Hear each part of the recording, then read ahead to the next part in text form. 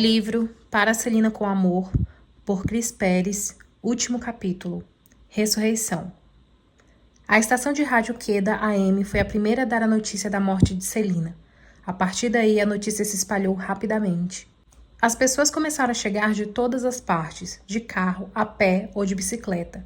Eles passavam em frente à nossa casa e muitos paravam em frente à nossa cerca de arame para criar um lugar para adorar Celina, com balões, fitas coloridas, bichos de pelúcia, desenhos, fotografias, notas escritas às pressas, flores e bandeiras de todos os lugares. Chegou um momento em que a fila de carros dava volta em 5 quarteirões no bairro.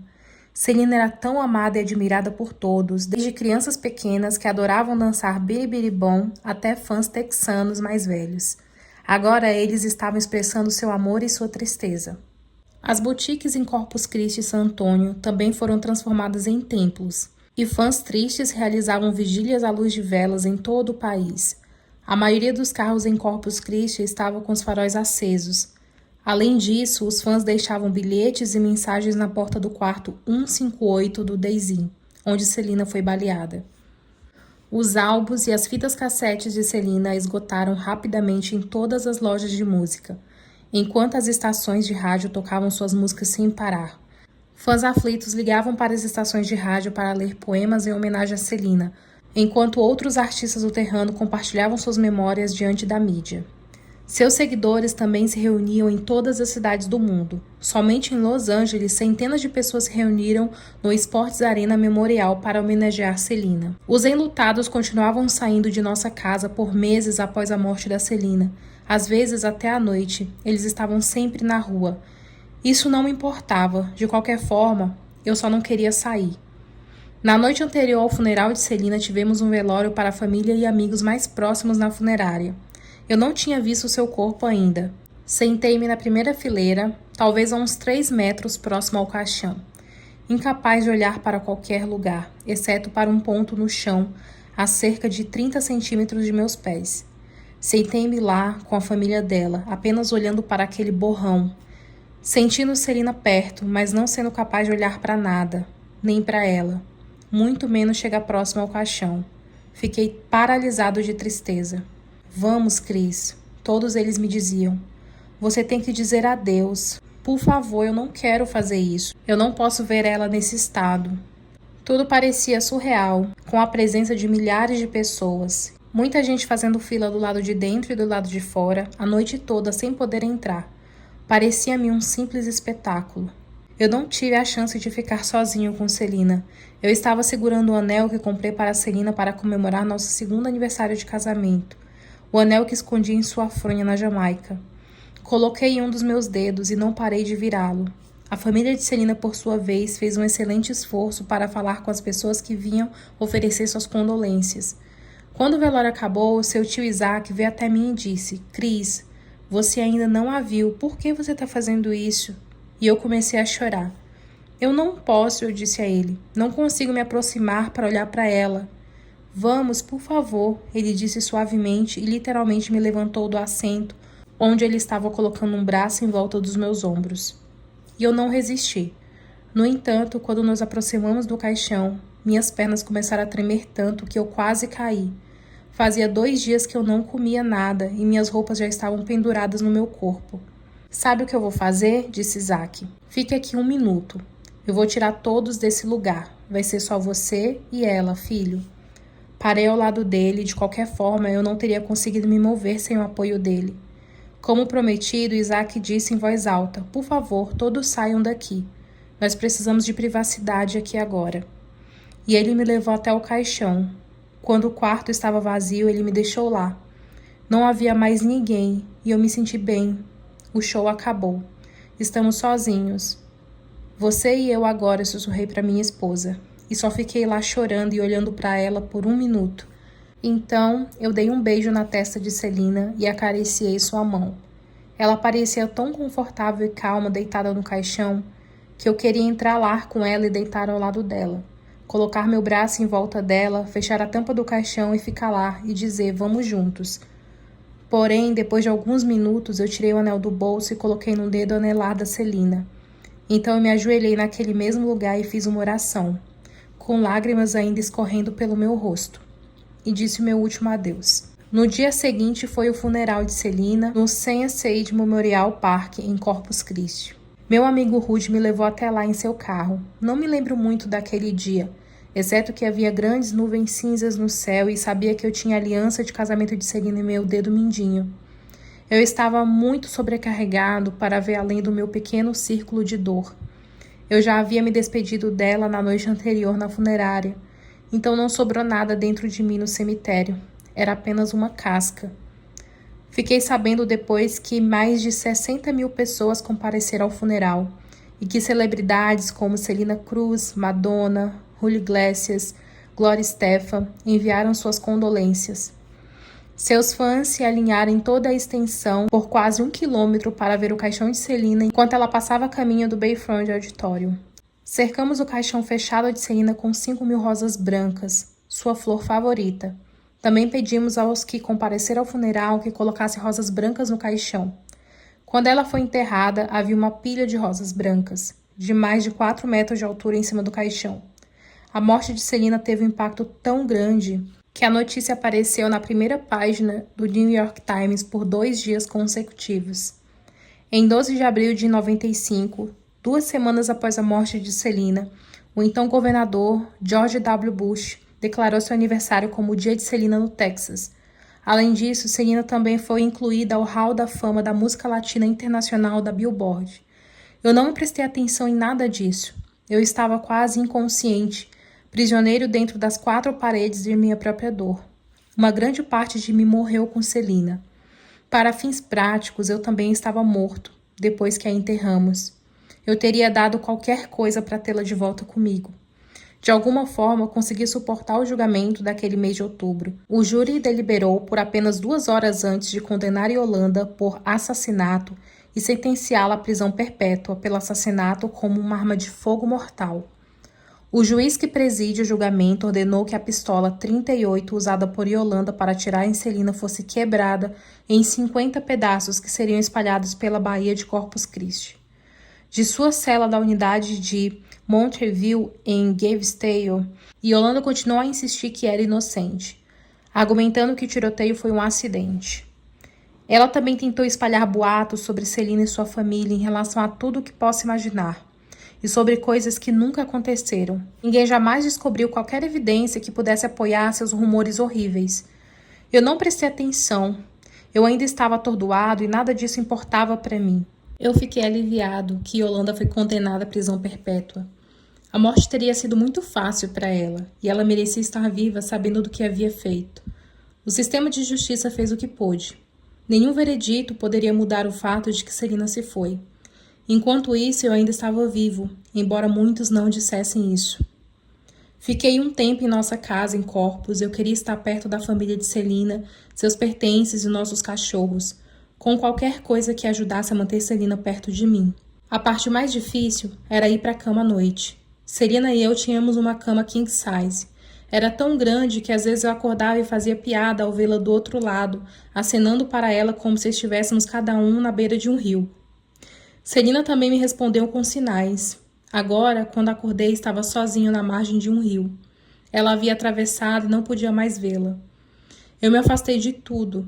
Eu não queria lugar nenhum, não queria fazer nada, nem ver ninguém. Eu estava apenas tentando viver. Houve períodos em que dormi muito e outros em que fiquei acordado 3 dias seguidos.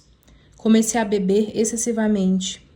Os meses passavam lentamente, todo mundo estava tentando me tirar daquele poço de dor, mas nada funcionava.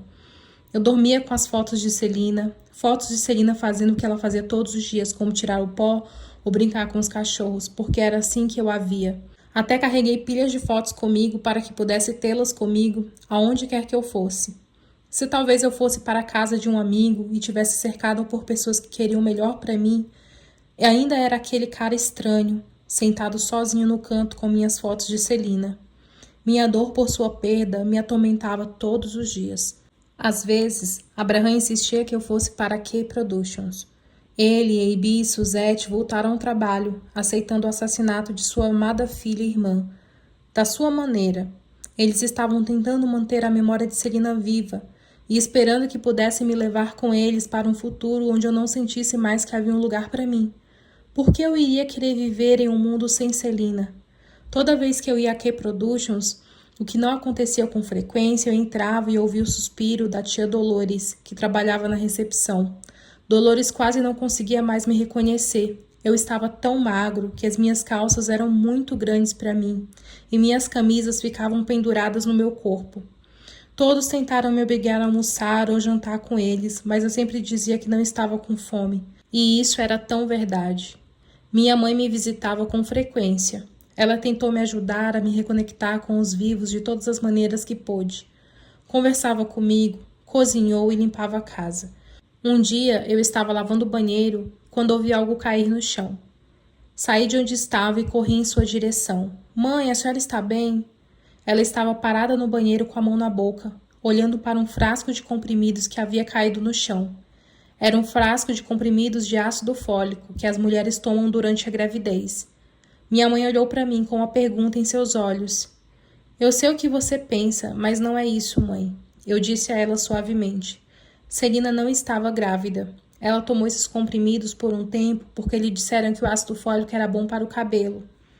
O fato é que, antes de sua morte, Celina e eu conversamos sobre ter filhos. Assim que o álbum foi lançado para distribuição mundial, depois de promovê-lo e ter feito algumas apresentações, decidimos que essa era a hora de começar a nossa família. Se Celina tivesse sobrevivido, ela teria se tornado a próxima Gloria Estefan, conquistado as paradas da música pop? Eu diria que sim, mas de certa forma não me importa.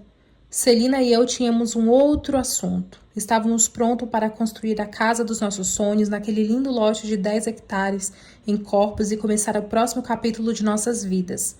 Agora eu estava grato por Celina não estar grávida e por não ter perdido meu filho com a minha esposa. Cerca de 6 meses depois, a dor pela morte de Celina não era mais tão forte ou constante.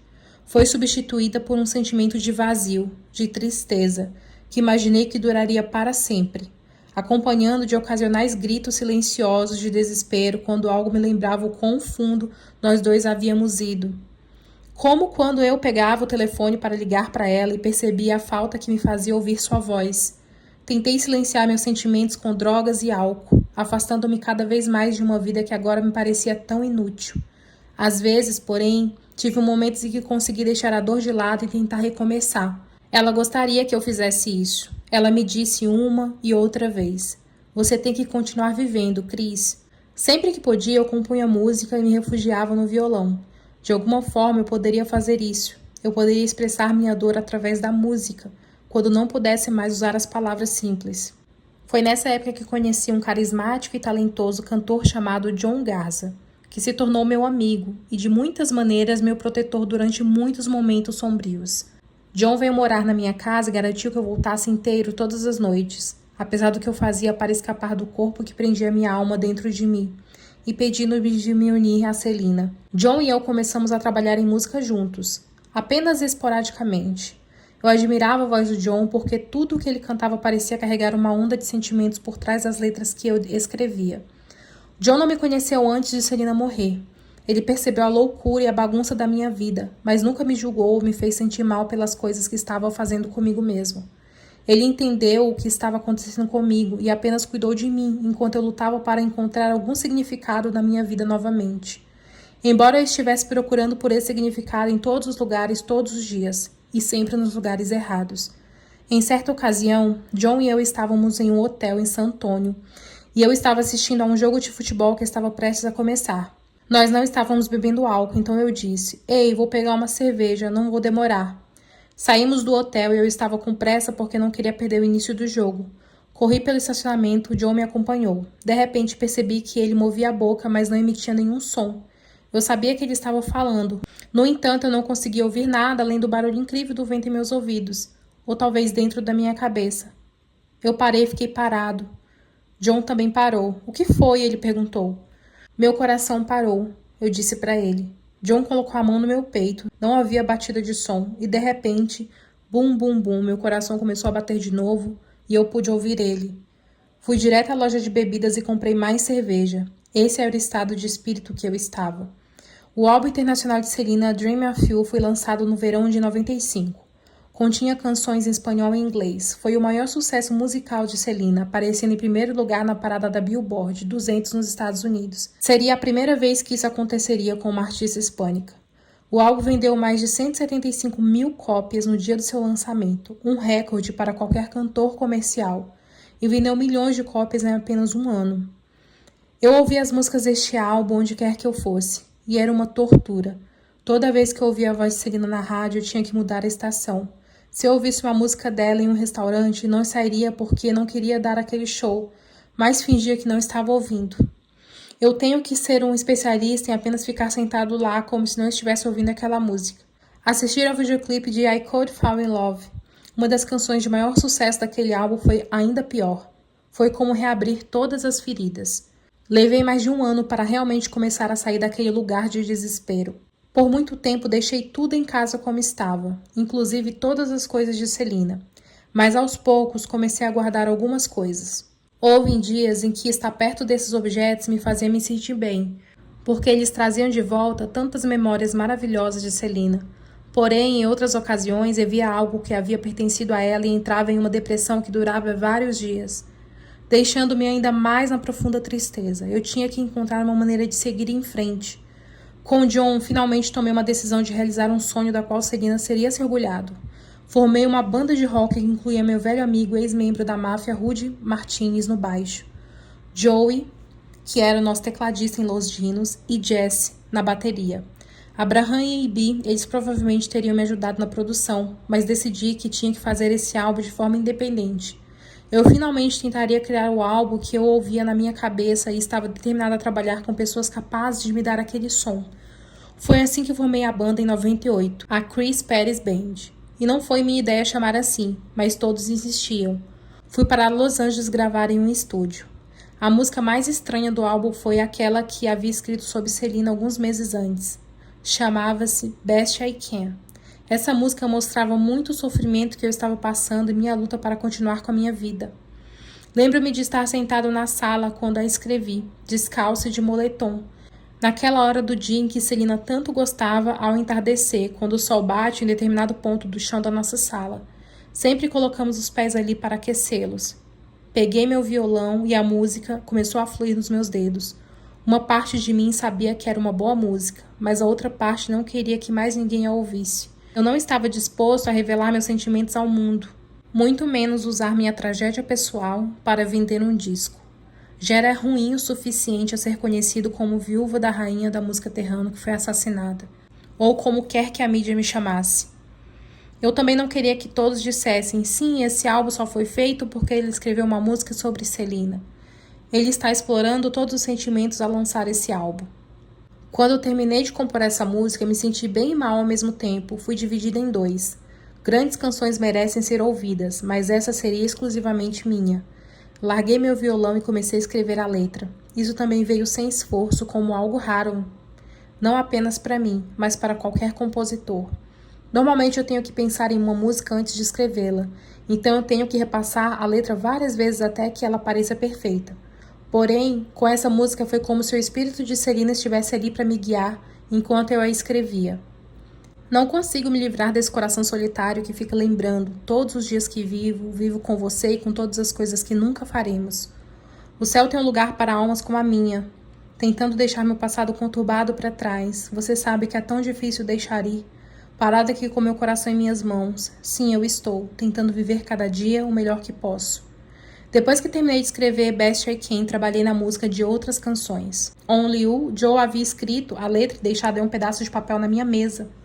E tinha pensado em transformá-la em uma balada romântica, mas peguei e decidi transformá-la em uma canção de rock. Quando John e Joey chegaram naquela noite, tinha 2 músicas para mostrar a eles. Toquei Only You pela primeira vez e trabalhamos nela juntos por um tempo, então eu disse a ele, eu também escrevi neste outro. Mas antes de mostrá-la a você, quero que saiba que não quero que essa música seja lançada. Peguei a letra, sentei-me com o meu violão e comecei a tocar Best I Can. Uau! Disse os dois quando terminei. Temos que fazer pelo menos uma demonstração, mesmo que você não queira publicá-lo. Então gravamos Best I Can com todo o equipamento do estúdio, mas sem nenhuma intenção de incluí-la ao álbum.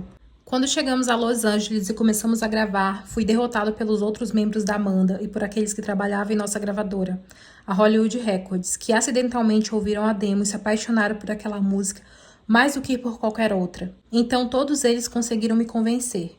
Celina sempre apoiou você 100%, disse Joe. Ela teria adorado se você escrevesse essa música para ela e que estivesse realizando seu sonho de ter uma banda de rock. Havia outra música no álbum sobre Celina. Não sei por que eu estava tão disposta a compartilhar essa música, mas não o Best I Can, com todos, especialmente considerado que essa outra música era uma música sobre quanto eu amava Celina. Era apenas um daqueles sentimentos pessoais, talvez irracionais.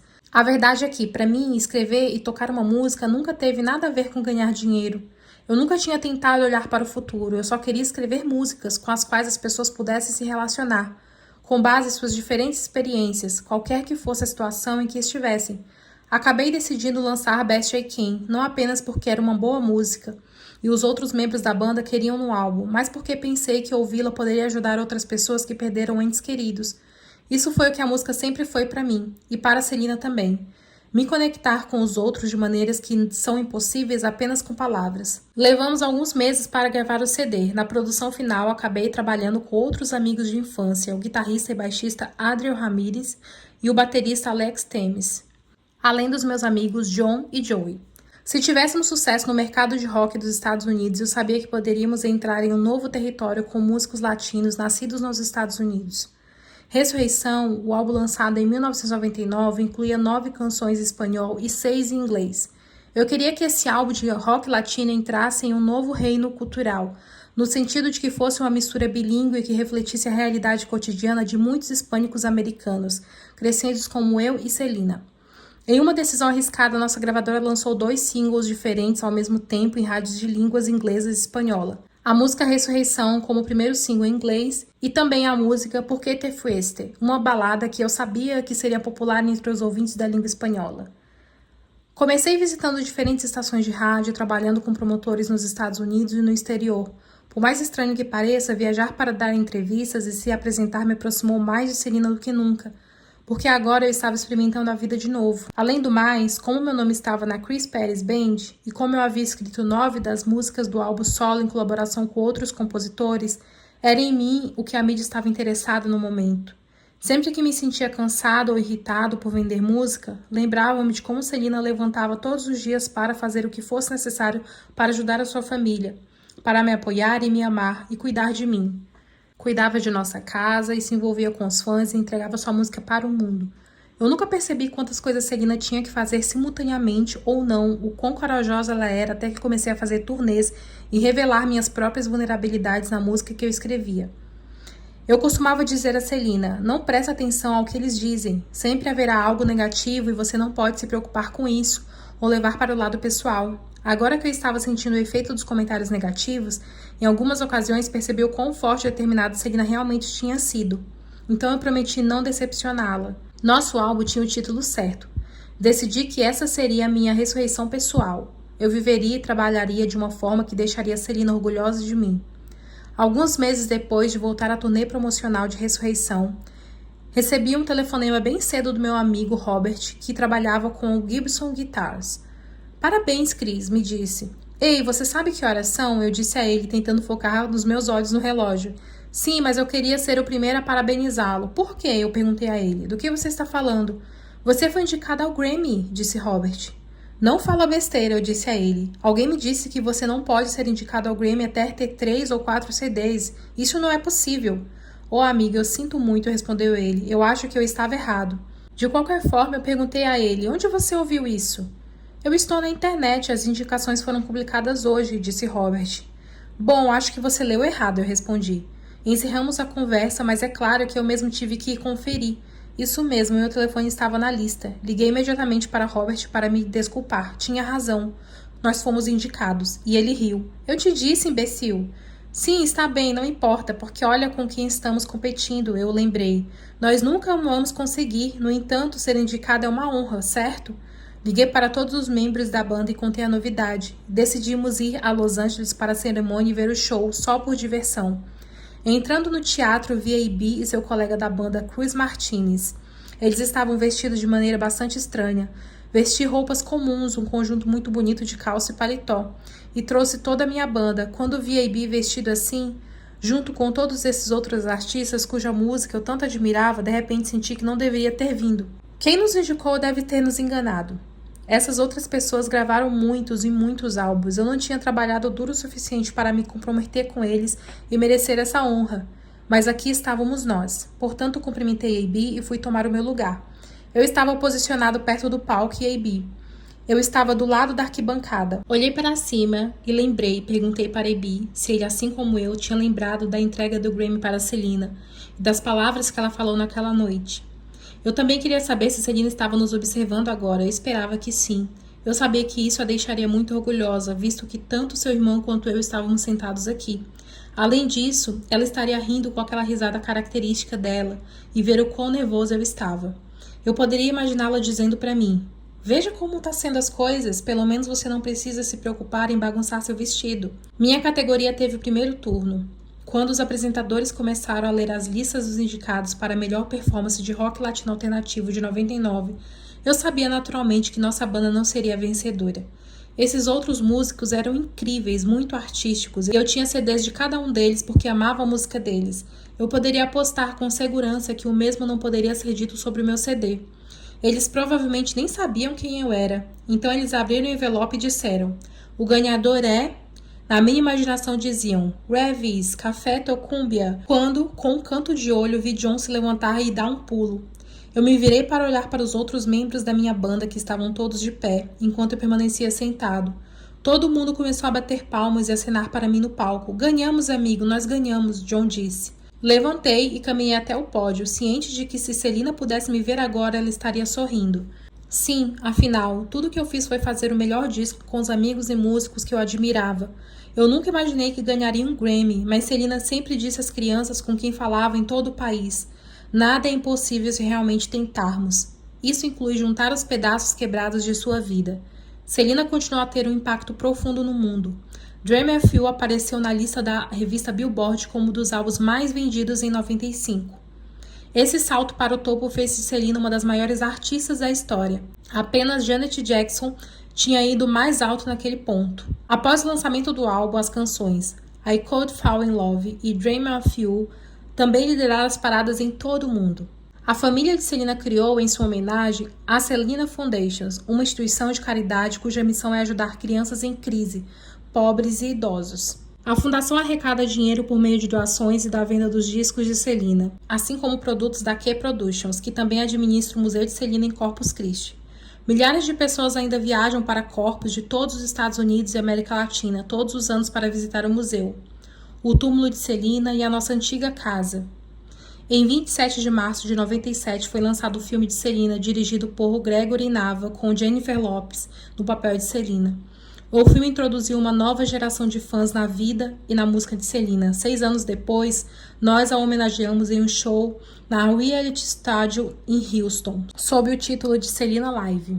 Pedimos a estrelas como Gloria Estefan, Thalia, Soraya e outros artistas latinos para tocar a música de Selena como uma homenagem a ela, e esse show contou com a presença de mais de 65 mil pessoas.